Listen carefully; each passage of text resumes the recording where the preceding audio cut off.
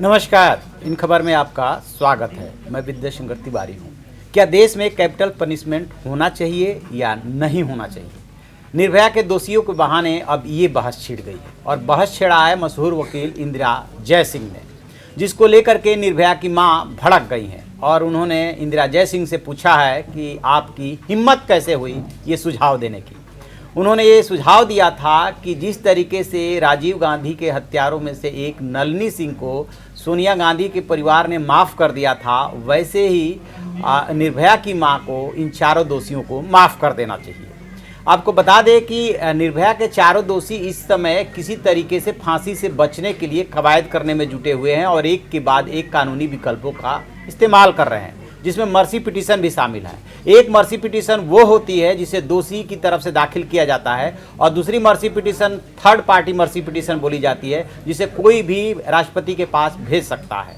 तो 200 eminent personality जो है और सेलिब्रिटी जो है राष्ट्रपति को भेजा है इस आशय का जो है मर्सी पिटीशन कि चारों दोषियों को माफ़ कर दिया जाना चाहिए, जिसमें कि इंदिरा जयसिंह भी है।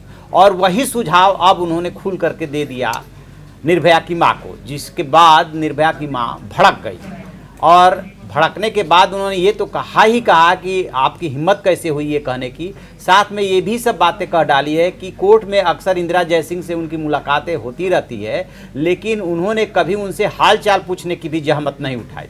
और अब जबकि दोषियों को फांसी पे लटकाने की बारी आई तो उन्हें अचानक दोषियों के लिए प्रेम जाग गया। ये कौन सा न्याय है? तो वही जैसे ही निर्भया की मां ने ये सवाल उठाया, उधर से इंदिरा जयसिंह ने उठाया कि माफ़ कर दीजिए। उसके बाद से अब ये बहस हो रही है कैपिटल पनिशमेंट होना चाहिए कि नहीं होना चाहिए। बहुत सारे ऐसे लोग हैं, बहुत सारे ऐसे देश हैं जहाँ पे कि कैपिटल पनिशमेंट यानी कि डेथ सेंटेंस नहीं है, और अपने देश में भी ये बहस चलती रहती है कि क्या फांसी पे लटकाने से समस्या का समाधान हो जाएगा, क्राइम रुक जाएगा। स्वाभाविक सी बात है कि इसका आंसर नो होगा कि नहीं, ऐसा नहीं हो सकता।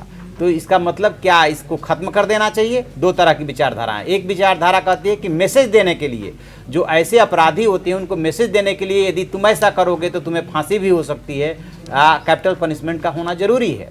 दूसरी विचारधारा कहती है कि नहीं, उसको लाइफ इम्प्रिजनमेंट दीजिए, उसका जेल में रख के सुधार कीजिए। फांसी देने से समस्या का समाधान नहीं है, अपराध नहीं रुकेंगे। तो देखिए, विचारों का क्लैश होता रहता है, विचारधाराएं कई प्रकार की हो सकती है। बट ऐसे समय में जबकि निर्भया की मां इस कोर्ट से उस कोर्ट दोषियों को फांसी पर लटकाने के लिए संघर्ष कर रही हैं, इंदिरा जयसिंह के सुझाव के बाद हंगामा तो मचना ही था। लेकिन अब ये बहस यहीं नहीं रुकने वाली है, बहस बहुत दूर तलक जाएगी। देखते हैं कि अभी और इसमें क्या क्या डेवलपमेंट होते हैं। जैसे कोई अपडेट मिलेगा हम आपको बताते रहेंगे। आप देखते रहिए हमारा डिजिटल चैनल इन खबर। Thank you.